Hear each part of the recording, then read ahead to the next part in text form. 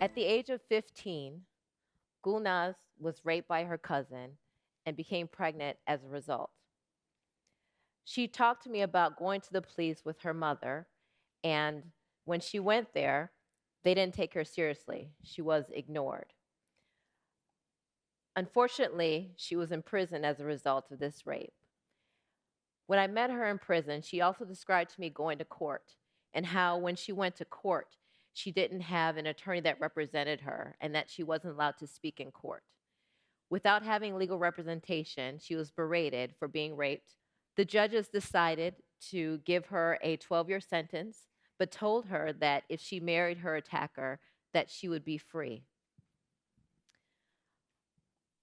I met her in the prison with her 2-year-old daughter, Mushka, and at the time, she didn't know exactly everything that happened in court, but she knew she was entitled to something. And she knew she was entitled to some level of protection within the legal system. So we talked about what her options were, and so we decided to take this case to the Supreme Court. And at the Supreme Court, the judges decided to give her a 3-year sentence and told her that she doesn't have to marry her attacker. But this wasn't good enough because Gulnaz had served 2 years with her daughter in prison, and what that meant she had 1 more year to serve. So basically, after everything was said and done, we decided to write a pardon application to President Karzai. And in this application, we talked about how it was illegal for her to be charged with rape as a victim, even in Afghanistan. And we also talked about how we would best present this to President Karzai. So usually with a pardon application, I think that it's a good idea to have letters from family and friends, but unfortunately Gulnaz did not have any family that supported her. And so we decided to put on an online petition to people around the world to sign. And after 6,000 plus signatures, I then took this document to the presidential palace to President Karzai. And so when I showed up there, basically his guards were kind of surprised. And they were just like, you can't just come up in here and drop off stuff for the president. And so my response was like, really? You can't do that? And so we kind of stood there and looked at each other for quite some time. And I told them, I said, listen, I have something to give him, and he has to read this. So I don't know what we're going to do here, but I'm not going anywhere till he gets this. And so long story short, they finally accepted this document, and President Karzai received it, and it became the first presidential pardon that an Afghan president gave to a woman for a moral crimes case in Afghanistan. In addition to this, we further lobbied to President Karzai, and then he decriminalized running away as a crime in Afghanistan, a crime that for centuries women had been oppressed with, and that was illegal. He decriminalized because of Gulnaz. And then in addition to that, the president, as well as the Attorney General's office, decided to create a unit within the Attorney General's office where women could specifically go to report if they're victims of violence. And in a country where over 90% of the women are victims of domestic violence, this was a huge victory, not only for Gulnaz, but also for Afghan women throughout the country. In 2008, I went to Afghanistan, and I went there as an opportunity. It was the first time that I had traveled out of the country, and so I had to get my passport, obviously. And I went there originally on a 9-month project to train and mentor Afghan defense attorneys. And so what became a job ended up being a mission. And in this year that I was there, the first year that I was there, I went to different prisons around the country, and I talked to hundreds of people. And I talked to them about what happened to them in court. And I found that many people weren't given a voice. They didn't have a lawyer. They weren't allowed to speak. They didn't have legal representation. They were being tortured, abused, and railroaded by the legal system. And I also talked to many businesses that were operating in Afghanistan, many global corporations. And I heard stories of systematic extortion by persons within the government that were working within Afghanistan for people that just wanted to have a viable business in the country. And so I decided to open my own practice. And originally with my practice, I chose to represent global companies as well as foreigners that were charged with criminal offenses in Afghanistan. And in doing this representation, I met people like Gulnaz. And I realized the similarities between people not being represented from businesses to human rights clients. And so I decided to, and I sort of developed a purpose. And my purpose was what I call my justness. And what this means to me is using laws in the ways that they're meant to be used to protect people. And so became my legal truth. And I found that the best way for me to receive my justness for myself well as my clients was by working the system from the inside out. And so therefore, I became a global investor in human rights. Ultimately, rule of law, if you build the system, it improves the economic and social development of any emerging market, especially in Afghanistan. There's some economic benefits to supporting human rights. Basically, it's the best way to combat corruption. And Afghanistan is the #1 most corrupt country in the world. An investment in rule of law improves the transparency and makes people accountable to a legal system. And there's consequences to people that abuse their power. And I choose to do this by working the system from the inside out, which I think is very important. And by improving people's lives, you're not only improving their lives as individuals, but you're improving the wider community's lives. Religious oppression is another big issue that we've seen of late. And so when you oppress someone's religion, it creates a very toxic environment for violent extremism to take hold. And when people are denied their right to practice their beliefs, they become more alienated, more vulnerable, and they become more resentful at the system that they're in. And sometimes they choose to join extremist groups which support very draconian laws against the wider community. Baljeet Singh was an Afghan Sikh in Afghanistan. In the 2000s, the Taliban targeted Sikhs and were unfortunately killing Sikhs. And so him and his family decided to flee from Afghanistan, and he eventually ended up in the United Kingdom. When he was in the UK, Baljeet decided to seek asylum, and unfortunately, he was denied asylum. And his basis was that his religious beliefs were being oppressed in Afghanistan. So after being unjustly denied asylum, the UK government flew him back to Afghanistan. It's illegal for Afghanistan and the UK to send somebody back to a country if there is a reasonable belief that they will be tortured for their religious belief. But they did that to him nonetheless. When he arrived in Afghanistan, he was immediately imprisoned right from the plane. And while he was in prison, he was forced to convert to Islam. He was denied the right to practice his religion, and he was tortured and abused and enslaved within the system. For almost 2 years, this happened to him. And so when Baljeet sort of came to my attention, I started representing him. And we approached the Afghan government and asked questions and asked why was he being denied his right to freedom, which he was entitled to.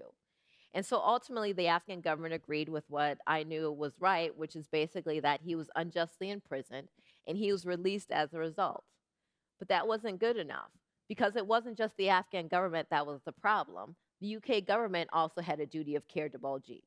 And so we then contacted the UK government and said, he should not have been denied asylum and he has a right to protection. And so long story short, the UK government decided to take him back, and he was granted asylum. And now he's in the UK going to school and working. Now, I love my job, but my job, there are some risks that are involved in it. I mean, I've been called a spy, I've been detained, I've been accused of running a brothel. I know, right?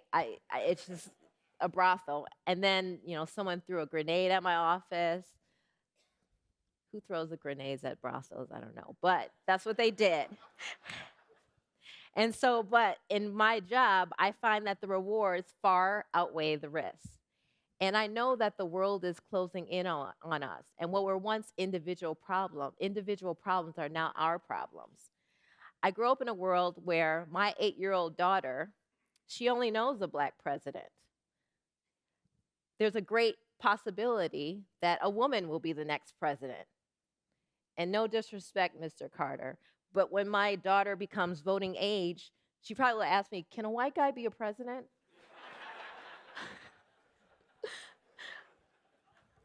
So it started in Afghanistan, can translate to other countries. All these cases, they're all blueprints of the possibilities of what can be done if you use your justice, if you use the laws in the way that they're meant to be used, which is to protect individuals. It's teaching the systems to respect their own laws. And it's the best way to build justice, I believe, is by working the laws from the inside out in the ways that they were meant to be used, and to also become a global investor in human rights. A corporate investment in human rights is a capital gain on your businesses. And I know this because I have a business in Afghanistan, and also that's why what I support. I believe that we as a business community, no, I know that we as a business community, we need to be more vocal on rule of law issues, especially as it relates to human rights. We have a responsibility to work collectively to bring the leverage of the private sector on governments to make them accountable for what they do against individuals, because it doesn't just affect them, it affects all of us. UNICEF just reported in July that currently there are over 700 million women under the age of 18 who are married. 700 million. That's double, more than double the population of the US right now. Statistically, it's been shown that girls that marry under the age of 18 are more likely to be uneducated, they're more likely to be victims of domestic violence, and they're more likely to have health issues as it relates to childbirth. Sarah Gul, when at the age of 12, was married to a 30-year-old husband. Her brother sold her for $5,000. When she went into her in-laws' house, they wanted her to prostitute. And so she refused to do that. So as a result of her refusal, she was tortured, she was beaten, she was burned, she was starved to death, she was tied up in the basement for hours, and they did this for months and months and months. At one point in time, Sahar was able to escape from her house to the neighbor's house, but instead of protecting her, they dragged her back to the house, and she was tortured even more. When the Afghan authorities found out about this, there was a big media frenzy in Afghanistan, and they came hard, they pretended to come down hard on the mother-in-law, the father-in-law, and the sister-in-law. However, once the cameras went away, then they released people, and they basically didn't feel that there was a need to protect Sahar. When we sort of got connected, we talked about what her options were again, and what her justness was. And so we decided to take this case to the Supreme Court because she has a right to be protected. And at the Supreme Court, we wanted her in-laws to be punished for what they did to her. We wanted the in-laws to be punished. We wanted her husband to be punished for what he did, as well as her brother to be punished for selling her. And so a girl who was once too shy to look me in the eye when I first met her found her justness, and she found her voice. And the Supreme Court, we spoke up together about what she was entitled to as a victim. And it was beautiful because this was the first time in Afghanistan that a woman, or any person for that matter, had an attorney to represent them in court, despite the fact that there was a law on the books for years and years. In addition to asking for criminal punishments, we also asked for civil compensation because as a victim, she again had a right to that, but it was another law that was sorely underutilized. So in front of 12 justices, me as an American woman, her as a teenage Afghan woman, we talked to them about how she was entitled to be protected, and they agreed. And they rearrested people, and now they're being prosecuted for what they did to her. Ultimately, thank you.